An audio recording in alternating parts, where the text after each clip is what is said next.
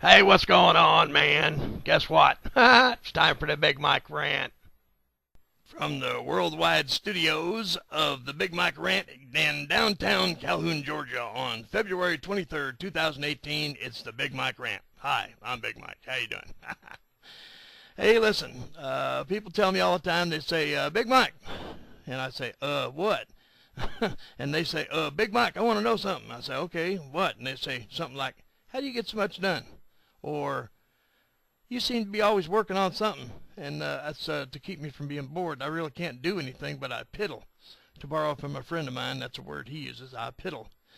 So I piddle around, and, I supervise, and I do all kinds of stuff, and physically I don't really do that much, but I get a lot done by managing my resources. So I sort of wanted to answer that question today of how do you get things done? Going back to my early career when I was an assistant manager. I think my first job title on my little name tag, was on my chest, that I wore so proudly when I was, 19 years old or something. It said Second Assistant Shift Relief Manager or something like that. And what it really meant was you're the guy that gets to wear a tie and take out the trash. It worked out pretty good, though. I made a career out of that, taking out the trash, that is. And, I did pretty well. But, that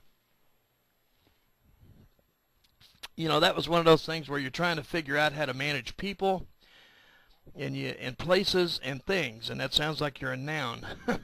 But, really what it is you're trying to figure out, the best way to have a certain amount of time, which, you might call it your shift or a week or a month or whatever. It doesn't really matter what the time frame is.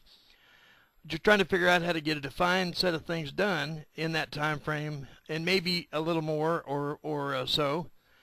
And the reason you're trying to do that, it can be anything from the bare baseline. I don't want to get fired, so I do as much as I can. If you're not a manager, you still have the objective of trying to get certain things done, because otherwise you got a boss standing there going, how come you ain't getting stuff done? And it's not that hard to figure out. So, this is not the definitive list, and you probably got a better one, and that's great. Share, that's what I'm doing. I'm sharing my ideas with a lot of other people, and hopefully they will take their ideas, combine it with these, get the best ones out of all the whole thing, and make something out of it. So here you go. Here's what I used to tell people all the time. So the first thing you got to do, if you want to try and figure out how to get things accomplished every single day, you want to make sure that, going forward, you're always trying to get better. You're not a slacker. Well, the first thing you got to do is you got to start out slow, and that sounds stupid, but that's the truth. And the reason why you got to start out slow is because before you know what you're doing, you're basically stupid. You're dumb. You don't know. You're trying to figure out what you can get done. So, start slow, trying to figure out what the basics are and get the basics done. You can't be a superstar after one day. You got to get in there and dig a little bit. So first thing, start out slow. Second thing is add more mission critical things as you go. So if like for example, I ran restaurants. So if you was a grill operator and you took the grill apart every day for, 4 years before you became a manager, well, you have a skill in taking apart grills that maybe somebody else doesn't have. So start out slow, and you add something that's more complex or mission critical. You teach somebody else how to do what you know, and that reinforces what you know, and it also lets them have a new skill.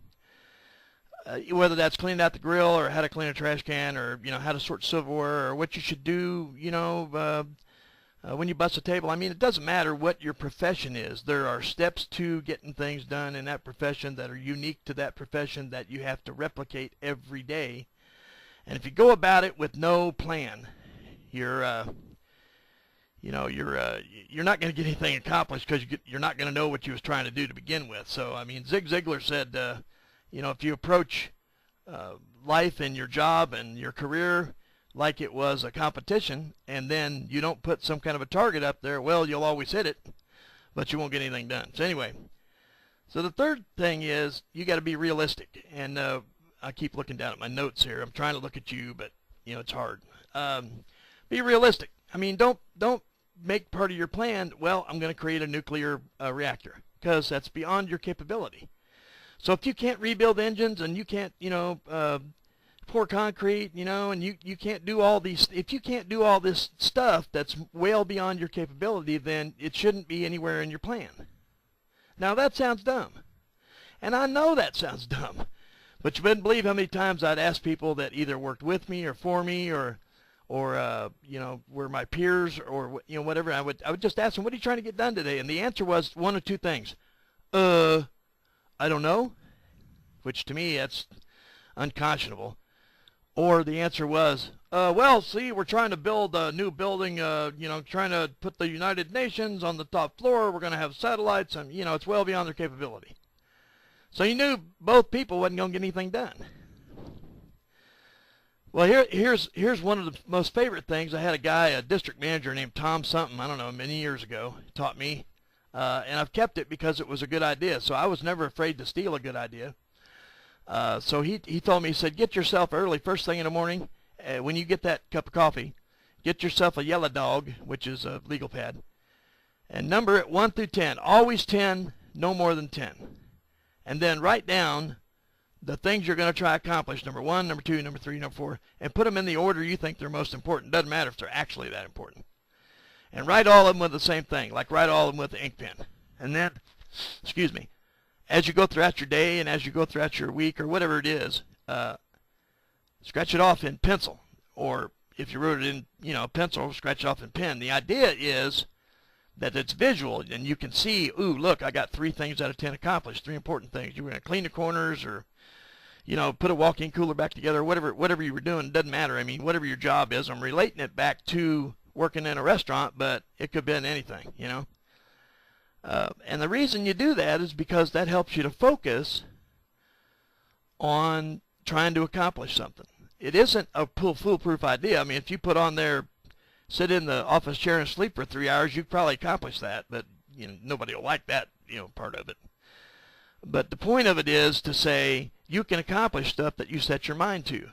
And it's not that hard, it's just hard to do. In other words, the task itself is not physically that demanding, but it's hard to change your point of view. If you've never had a plan and you're used to winging it, well, it's going to be hard to change your habit when you're used to winging it. You're used to making instantaneous decisions, and somebody will say, what do we do now? And you say, oh, do that.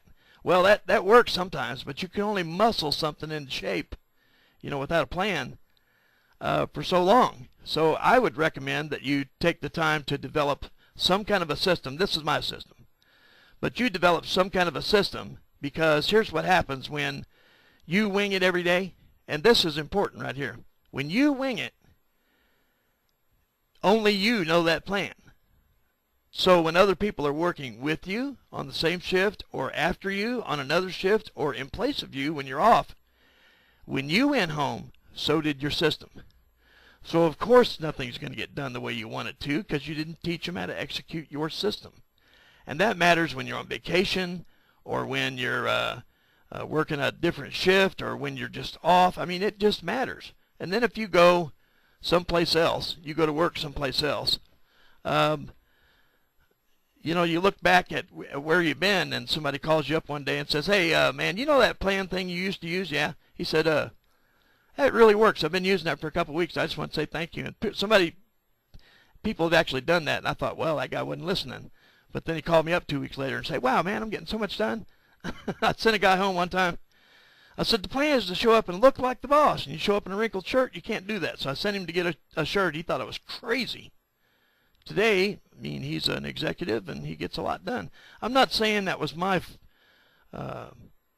that was due to me, but I'm just telling you, when you set somebody on the right road and you give them a method, they will take it and run with it and become better than you ever was. So there's one more thing I want to show you, but I got to pause this video for a second to go get it. So hang on.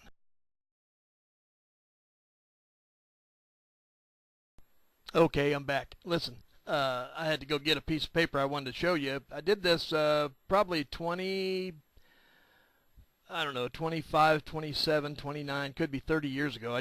I wrote this down. There's 20 things on this piece of paper, and you can barely see it. I know I'm not trying to get you to read it, just trying to see it.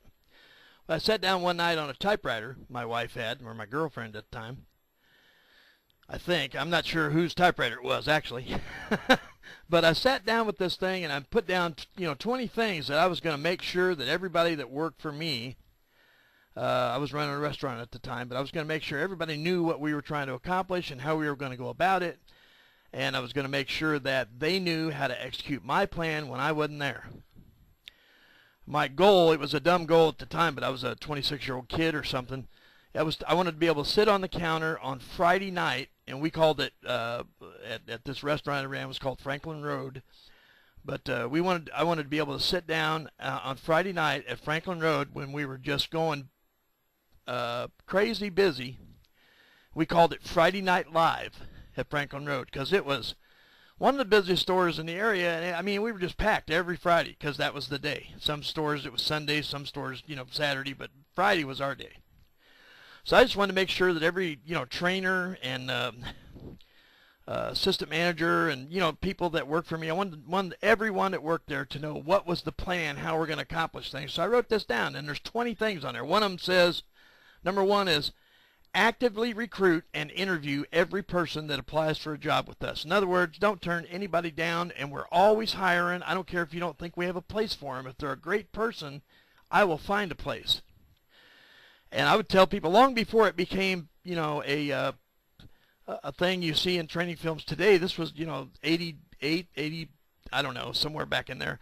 I would tell them, I don't care if you're so busy you can't see straight. Give that person a Coke.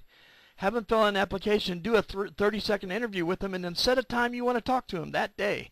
How you doing? Come back 3 o'clock or whatever. I won't be so busy. But the point is, have a system. And this system hung on my bulletin board, right, there was a schedule for like day shift or night shift or servers or something, on one side. On the other side, it was grill cooks and whatnot, So everybody that wasn't a server was on one page, and everybody that was a server or worked with guests was on another, and this was right in the middle, right between the two, and it was a killable offense if you took the schedule or this off my bulletin board. I'd break your fingers because I didn't want to be chasing the schedule down. You feel free to write it down. Stand there and look at it all you want. As long as you're getting something done. But you take it down off the bulletin board and take it in the break room, I'm going to kill you. Well, kill is a strong word, but they never found any of the bodies, so who says I didn't? I don't know. Anyway, number 3 says, act like a team. Communicate with each other. Call and talk shop 5 minutes a day. Let everybody else know what's going on. And the reason why this stuff is important is not because I sat down and made a list and called it the plan. That's what it's called, the plan. But it's not because I did that. The point is that I did it in order to make sure that everybody else that worked around me, there was about 60 other people, including managers or something like that, knew what we were trying to accomplish every single day. That's all. If you came in and asked one of my employees, what are we trying to accomplish? Anything from that list would get you an A as long as you knew something. And I would ask them every day, what are we trying to get done? What are we trying to do about food costs? What are we trying to do? I had a name tag. And somebody would say, I need a chili mac on a remake or something. I work for Steak and Shake restaurants, and I would flip up my name tag and say food cost in the back of it and just walk away. Because, why are we making a chili mac again? Hey, give the guests what they want. We'll argue about all the other crap later, but why are we making a chili mac again? Who screwed up? What did you do wrong? How are you going to fix it? What did you learn? So anyway, I just wanted to tell you that because I think that, there's a lot of young people out there and there's a lot of people just starting off in marriage. You can use this in your personal life like you wouldn't believe. What are you trying to get accomplished today? You can use it in your business life. You can use it just trying to be a good person for no reason other than you want to make sure you feed your dogs today. It can be used for almost anything. So anyway, if you have any questions, holler at me, make a comment on the video, do whatever you want. I encourage you to share these. I mean, you can say anything you want on a Big Mike rant as long as you keep it clean, and I'll allow it to be there. I don't care.